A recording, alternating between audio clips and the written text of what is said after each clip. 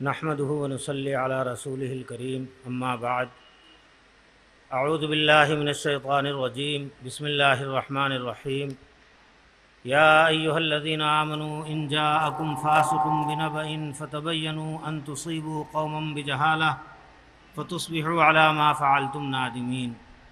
सदक़ल्लाहुल अज़ीम। मेरे दोस्तों, आज के इस जलसे का उन्वान है, क्या शिवाजी महाराज मुसलमानों के दुश्मन थे? अहमदनगर में एक बुज़ुर्ग गुज़रे हैं, हज़रत शाह शरीफ रहमतुल्लाह अलैह। शिवाजी महाराज के दादा उनके पास गए और उनसे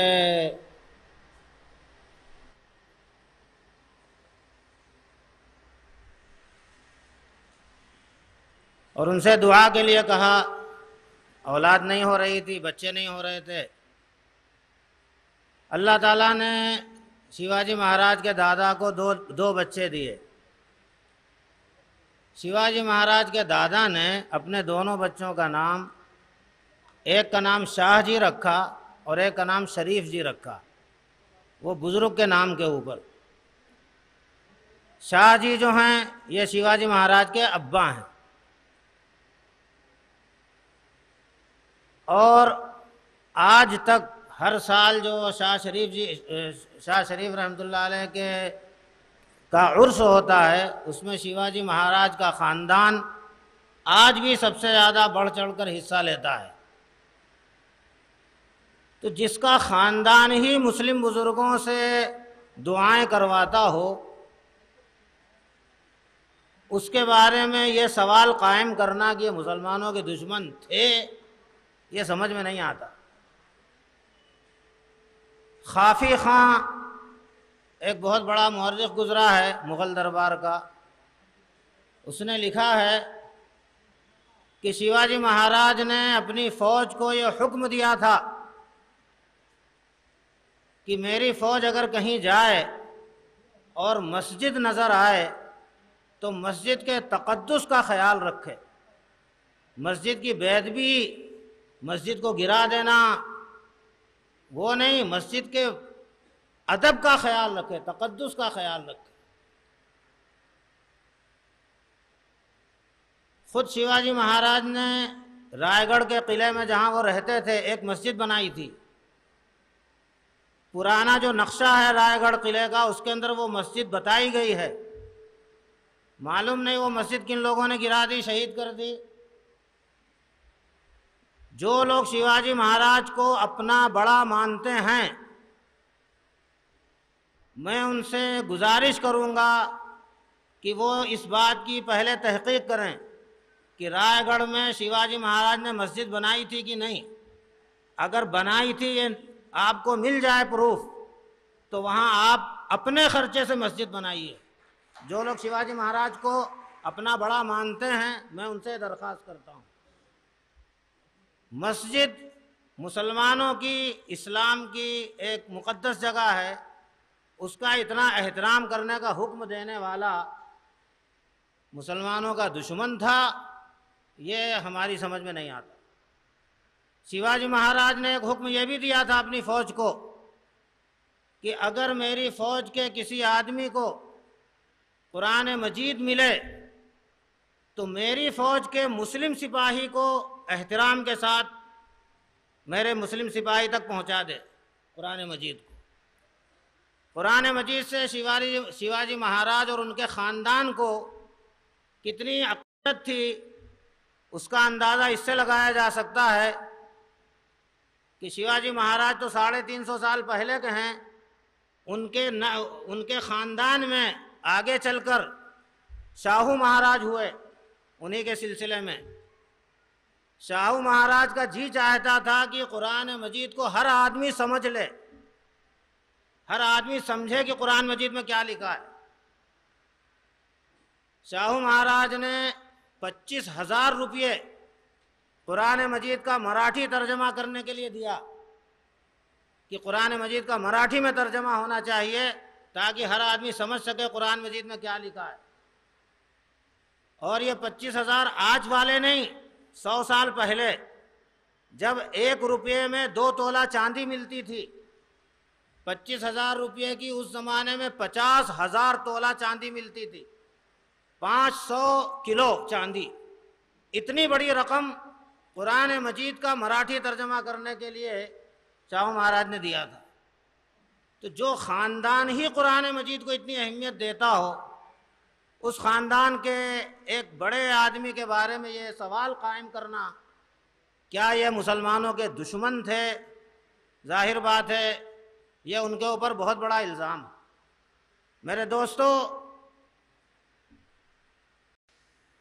बादशाह लोग अपनी जान की हिफाजत के लिए जो इंतज़ाम करते हैं, किसी बेभरोसा आदमी को अपने यहाँ नहीं रखते, और अगर रखते हैं तो क्या होता है। इंदिरा गांधी के साथ क्या हुआ आप लोगों को मालूम है।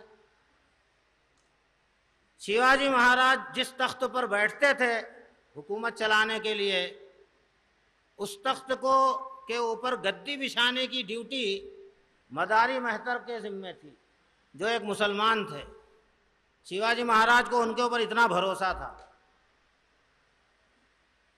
और बादशाहों के लिए, राजाओं के लिए मोहर की बड़ी अहमियत होती है। अब एक हुक्म लिखेंगे, उसके ऊपर ठप्पा मारेंगे, मोहर लगाएंगे।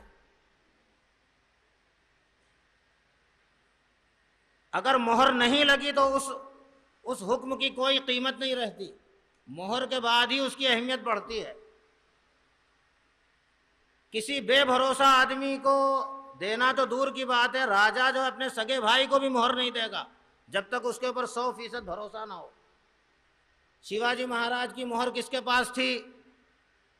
काजी हैदर के पास थी। एक मुसलमान के ऊपर उनको इतना भरोसा था, अपनी मोहर उनके हवाले कर दी थी, काजी हैदर के हवाले। जब शिवाजी महाराज के यहाँ लड़का पैदा हुआ संभाजी, काजी हैदर को ले गए दुआ पढ़ाने के लिए। और भी लोग तो होंगे, काजी हैदर को ले गए, ये आएंगे बरकत होगी। ऐसी सोच के आदमी को मुसलमानों का दुश्मन समझ लेना।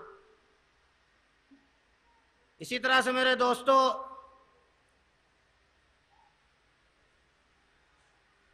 आज यूं कहा जाता है कि हमारा देश जमहूरी मुल्क है, यहाँ सबके साथ इंसाफ होता है। मुसलमानों की तादाद इस वक्त हमारे मुल्क में, कोई कहता है 15% हैं, कोई कहता है 20% हैं, अब अल्लाह को मालूम कितने हैं, लेकिन बहरहाल 15 और 20 के बीच में तो होंगे। अगर हम 15% हैं मुसलमान और यहाँ की हुकूमत 15% नौकरियां मुसलमानों को देगी, तब कहा जाएगा कि यहाँ की हुकूमत ने इंसाफ किया।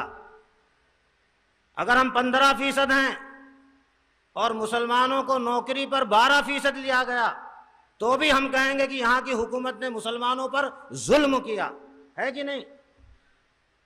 हम 15% से 20% हैं।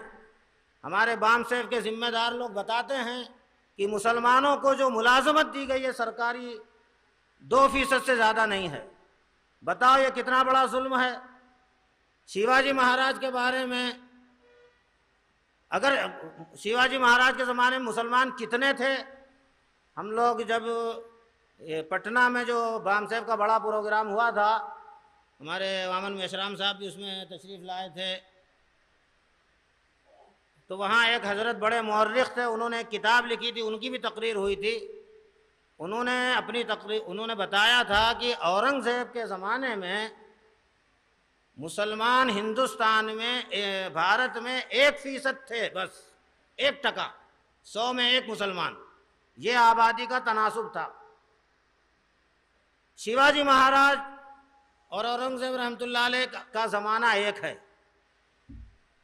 उस ज़माने में जब मुसलमान भारत में 1% थे,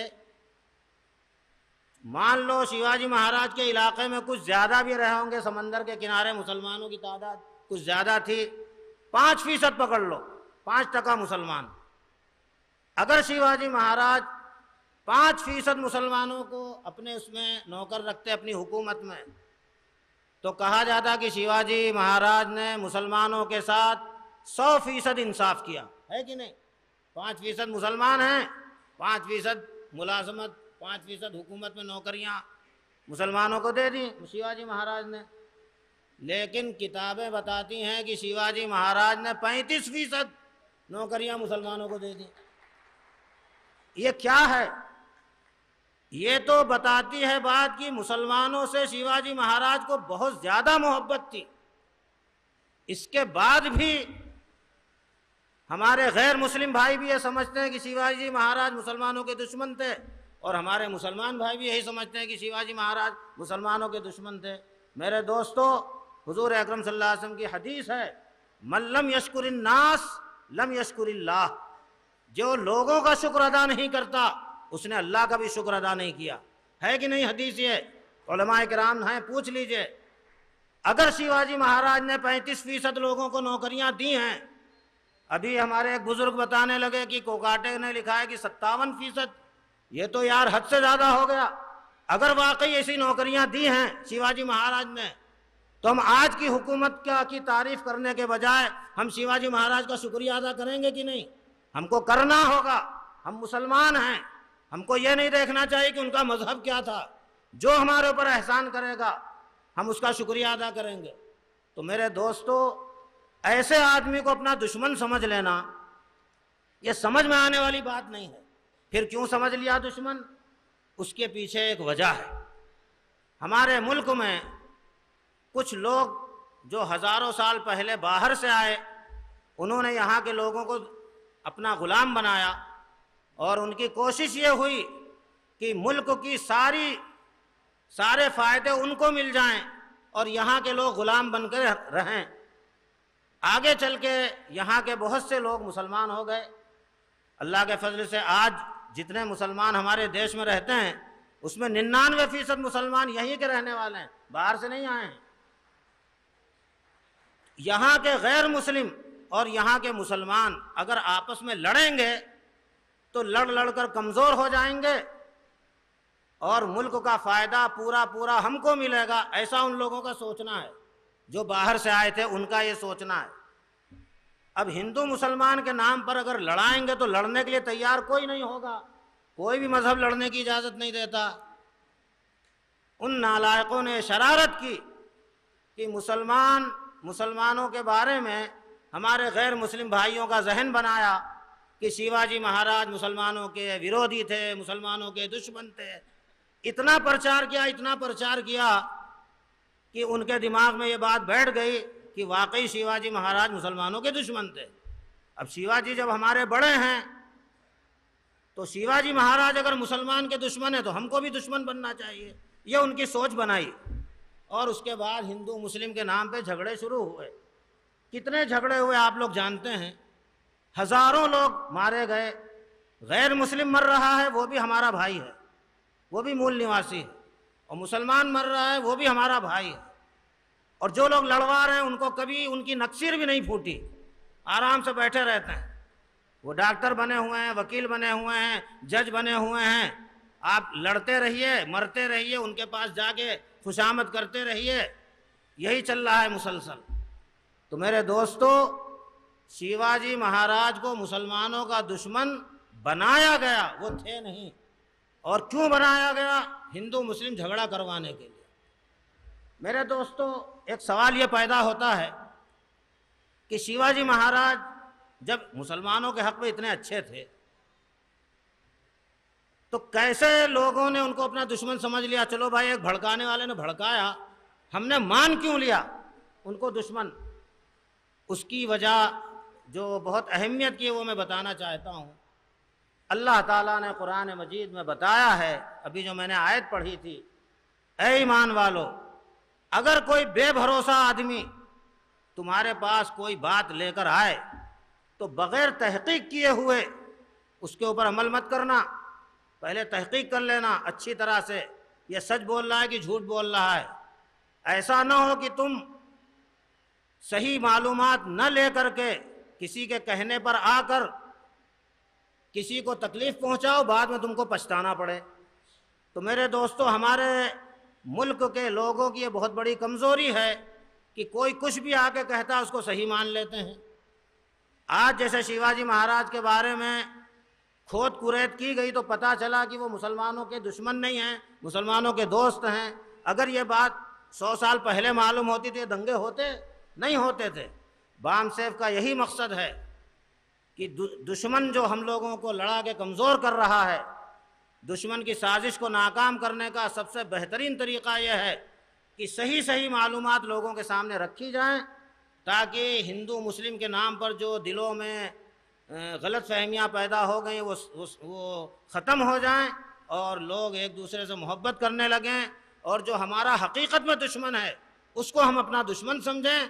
आज हमने उसके हवाले पूरा मुल्क कर दिया है और ख़ुद जो हैं आपस में लड़ लड़ कर एक दूसरे को कमज़ोर कर रहे हैं।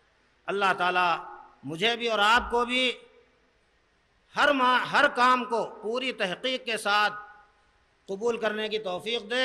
सुनी सुनाई बातों का हम एतबार न करें, वरना हमेशा ऐसे ही लड़ते रहेंगे। हमारे मोहम्मद मेशराम साहब इंशाअल्लाह तफसील से आपके सामने बातें रखेंगे। अल्लाह ताला हम सबको ज़्यादा से ज़्यादा दुनिया और आखिरत की तमाम भलाइयाँ हासिल करने की तौफ़ीक़ अता फरमाए।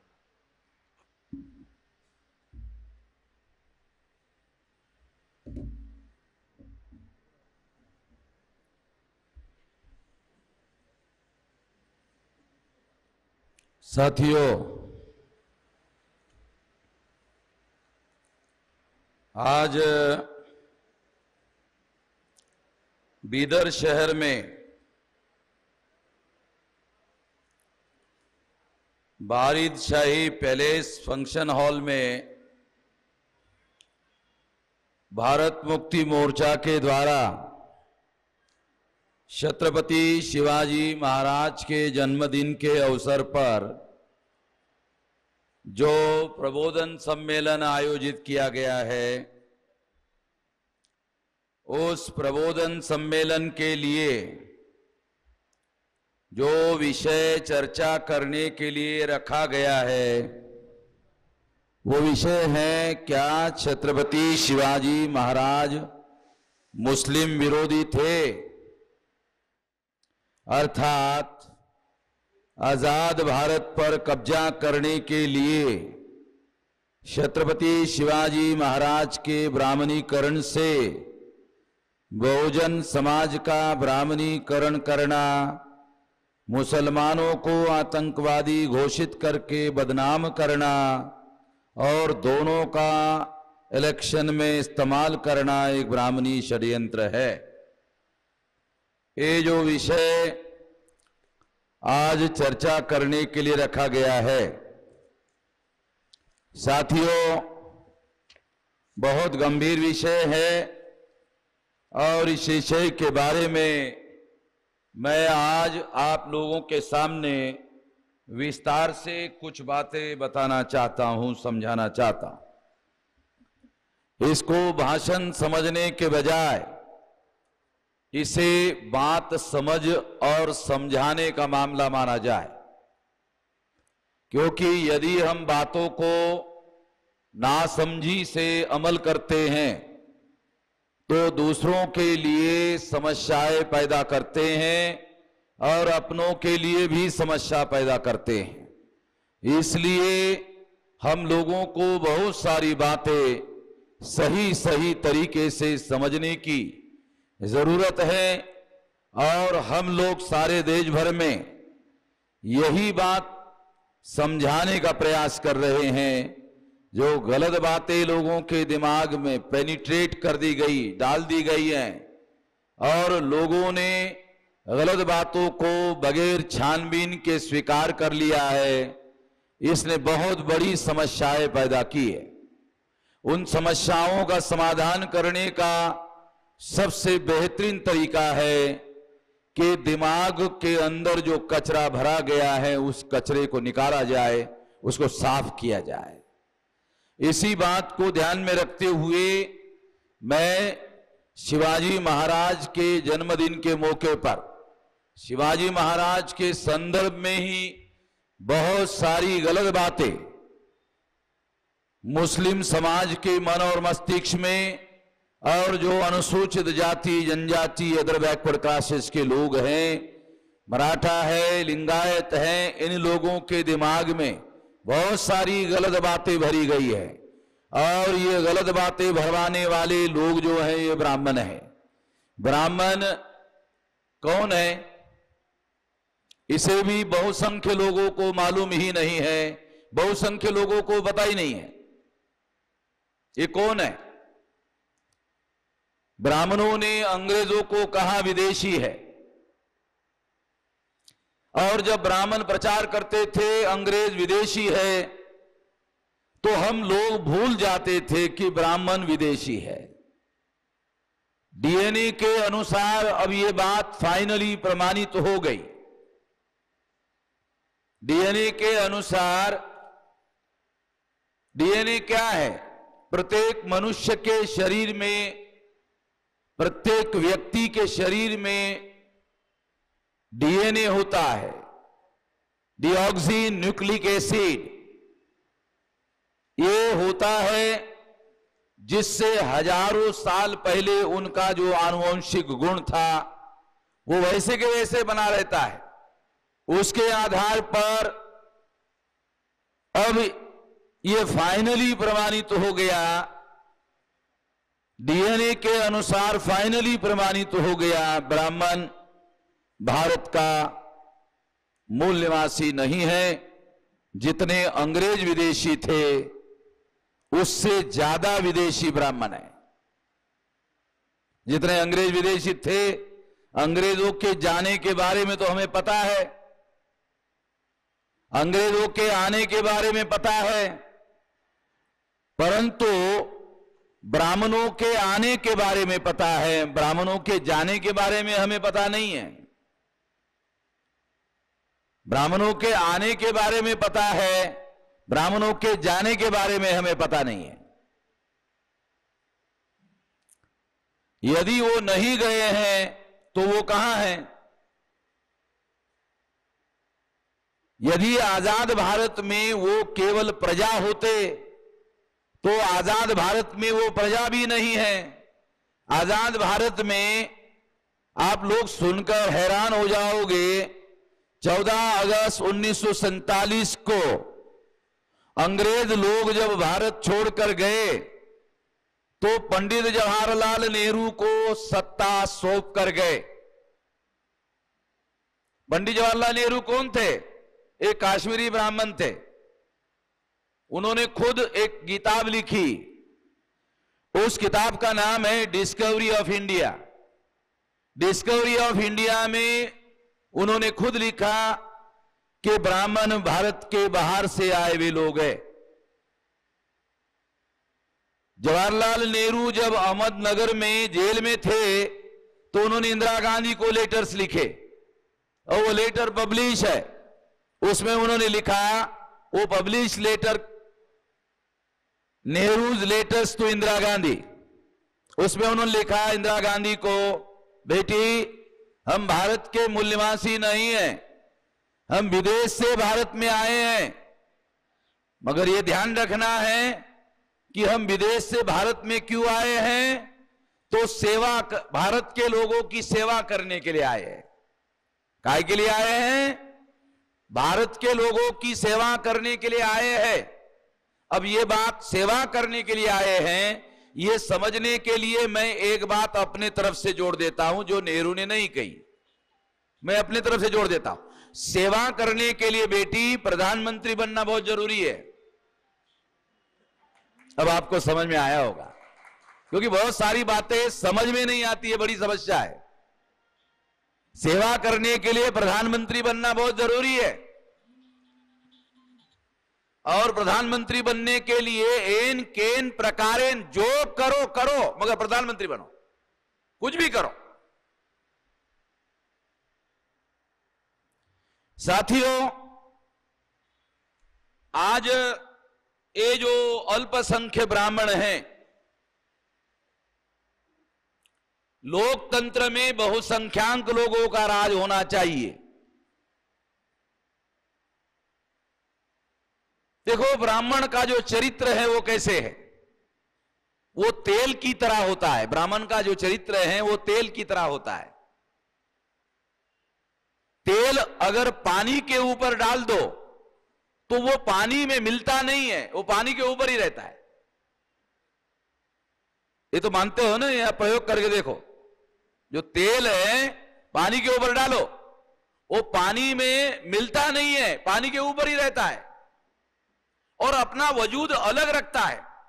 पानी के ऊपर डालो तो तेल जो है वो अपना वजूद पानी के ऊपर रखता है। ब्राह्मण अपने को प्रचार में कहते हैं हिंदू है, मगर ब्राह्मण अनुसूचित जाति के लोगों को भी हिंदू कहते हैं, आदिवासियों को भी हिंदू कहते हैं, ओबीसी को भी हिंदू कहते हैं, मराठा को भी हिंदू कहते हैं, लिंगायत को भी हिंदू कहते हैं, सभी को हिंदू कहते हैं और अपने को भी हिंदू कहते हैं।